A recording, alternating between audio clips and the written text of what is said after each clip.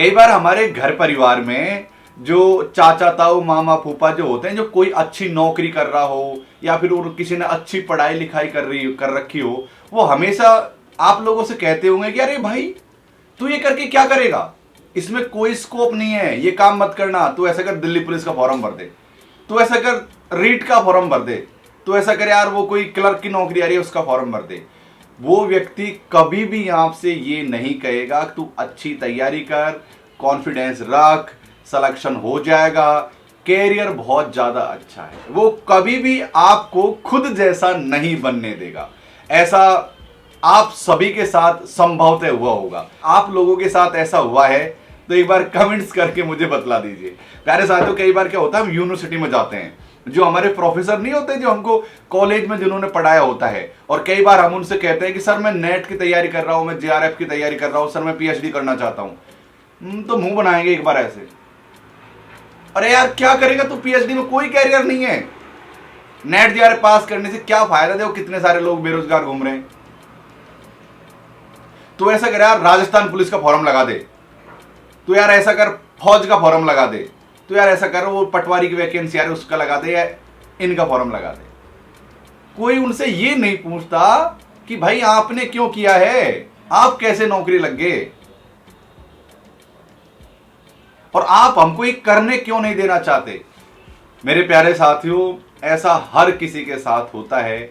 और क्यों होता है, क्यों ऐसा लोग बराबरी पर आपको नहीं आने देना चाहते, आज के इस वीडियो में मैं आप सभी से बात करने वाला हूं। चलिए साथियों, शुरुआत करते हैं। नमस्कार, मेरा नाम डॉक्टर लोकेश बाली है और मैंने स्वयं के जीवन में इन चीजों को बहुत ही ज्यादा फेस किया है।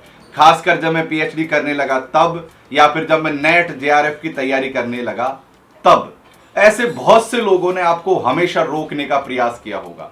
इवन आप जब भी कुछ अच्छा काम करने की सोच रहे होंगे तब आपको हमेशा अलग दृष्टि से देखा जाता होगा, हाँ बेटा हाँ इसलिए कर रहा है। तो आप लोगों के साथ ऐसा हुआ है तो कमेंट्स करके एक बार जरूर से बताइए। देखिए साथियों, स्टूडेंट लाइफ में हमेशा स्टूडेंट एक कोरा कागज होता है, उसको ये पता नहीं होता कि मुझे किस दिशा में जाना है, और वो हमेशा अपने लिए एक मेंटोर या अपने लिए एक ऐसा व्यक्ति ढूंढने की कोशिश करता है जो उसको सही दशा और सही दिशा दिखा सके। लेकिन कई बार क्या होता है कि वो सबसे पहले ढूंढेगा अपने घर परिवार में, जैसे किसी का मामा अच्छी नौकरी कर रहा हो, किसी का चाचा, किसी का ताऊ अच्छी नौकरी कर रहा हो, तो उससे पूछेगा कि ताऊ जी मैं ये काम कर लूं क्या, मैं इसकी चीज की तैयारी करना चाहता हूं। तो सीधे तौर पर हमेशा मतलब 90% ऐसा होता है कि नकार देगा, अरे क्या करेगा वो काम करके, नेट में कोई स्कोप नहीं है, पीएचडी करने से कोई फायदा नहीं है, क्या फायदा होगा, उससे बेहतर है कि बेटा राजस्थान पुलिस के फॉर्म आए, दिल्ली पुलिस के फॉर्म आए, क्लर्क के फॉर्म आए, तू फॉर्म लगा दे, चिपक जाएगा, सरकारी नौकरी में चिपक जाएगा, मतलब ये है चिपक जाएगा। और आप में से बहुत से लोग पथ भ्रमित हो जाते हैं और इस दिशा में चले जाते हैं और हायर एजुकेशन को नहीं चुनते हैं। देखो प्यारे साथियों, चाहे आप कोई भी छोटी मोटी सरकारी नौकरी कर लीजिए तो आपको जीवन भर एक कर्मचारी ही बने रहना है, यानी एक प्रकार के मजदूर बनकर ही रहना है। इस बात को आप गांठ बांध लो। आज के समाज में जो हमारा जो सामाजिक स्तर है आपके पद को देखकर है, चाहे आप कितने भी इंटेलिजेंट क्यों ना हो। अगर आप रेलवे के डी ग्रुप में भर्ती हो गए, या फिर मतलब अब मैं किसी नौकरी की बुराई नहीं कर रहा हूं, आप किसी भी पद पर भर्ती हो गए जो थोड़ा नीचा ग्रेड का है, जैसे 3rd ग्रेड है, 4th ग्रेड है, तो भाई साहब आपकी इंटेलिजेंसी को रखो अपनी जेब में, और आपको ये समाज उसी तरीके से ट्रीट करेगा जिस तरीके की आपकी नौकरी है, समझो आप। तो प्यारे साथियों, आपको पथ भ्रमित नहीं होना है और आपको एक इस उम्र में एक सफल प्रयास करना है और अच्छा प्रयास करना। मैं ये दावे के साथ कह सकता हूं कि आपके घर में कोई भी कितना भी खास क्यों ना हो, अगर उस पोस्ट पर है तो कभी भी वो ये नहीं चाहेगा कि आप भी उसके समकक्ष आ जाओ, क्योंकि भाई उससे वैल्यू डाउन हो जाएगी। इतनी बात आप ध्यान रख लेना। तो अपनी वैल्यू को बनाए रखने के लिए आपको उस जगह पर कभी आने ही नहीं देगा। और खासकर अगर आप चाचा ताऊ मामा फूफा बुआओं में अगर ढूंढ रहे हैं ये बात कि आपको वो सही दशा दिखा देंगे, तो भूल जाइए साथियों, आपको सही दिशा नहीं मिलेगी। इसलिए प्यारे साथियों, मैं आपसे एक ही बात कहना चाहूंगा इस दुनिया के जितने भी फील्ड हैं सब में बराबर का स्कोप है। देखो, गधों की तो कहीं भी वैल्यू नहीं है, घोड़े हमेशा आगे दौड़ते हैं रेस में, तो आपको घोड़े बनकर रहना है।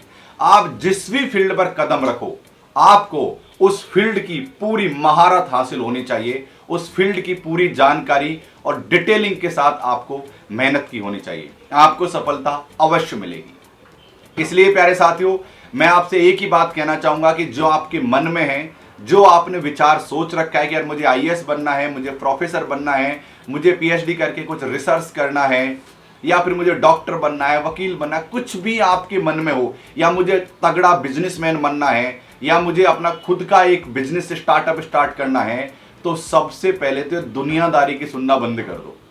भाई ये लोग क्या कहते हैं, वो कहते हैं ना, कुछ तो लोग कहेंगे, लोगों का काम है कहना। तो सबसे पहले ये लोग जो कहते हैं ना, इनकी सुनना बंद करो और अपने अकॉर्डिंग काम करो। मैं आपसे एक बात कहना चाहूंगा कि कोई व्यक्ति है जिससे आप आज सलाह ले रहे हो और उसकी उम्र 50 साल की है, जब वो 20 साल का रहा था ना, तब उसको ये भी पता नहीं था कभी ऑनलाइन एजुकेशन आएगी, उसको ये भी पता नहीं था कि अभी मोबाइल आएगा और मोबाइल में ऐसे वीडियो दिखेंगे। तो वो अपने जिंदगी का आकलन के अनुसार ही आपको आगे की सलाह देगा।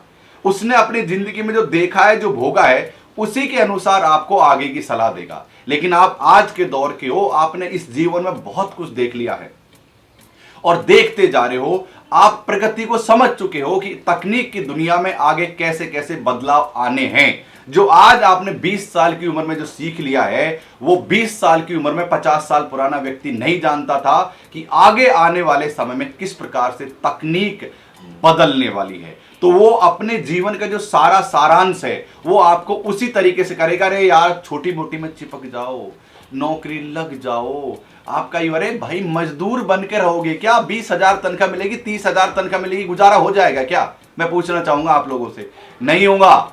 जीवन भर मजदूर बन के रहोगे। बाल बच्चे भी कहेंगे कि हमें ये सुविधा नहीं मिल रही, हमें ये सुविधा नहीं मिल रही, हमें ये सुविधा नहीं मिल रही।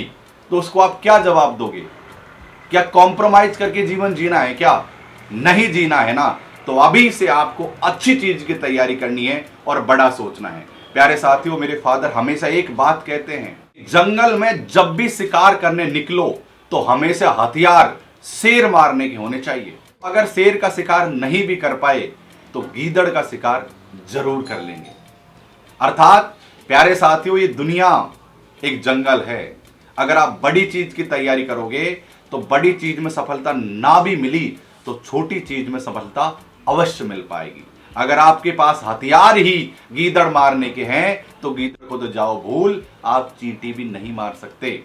इसलिए आपको हमेशा बड़ी तैयारी करोगे तो बड़ी ना सही, लेकिन उसके समकक्ष या उससे थोड़ी छोटी जॉब आपको या सफलता आपको जरूर से मिल जाएगी। हमेशा इसलिए एम बड़ा रखो, लक्ष्य बड़ा रखो, जीवन में सारी चीजें आपको मिलती रहेंगी। मैं आपको एक डिस्क्लेमर देना चाहूंगा कि मैं किसी भी प्रकार की जीव हत्या का समर्थक नहीं हूं। ये एक गांव की कहावत के रूप में मैंने आपको यहां से बोल दिया है।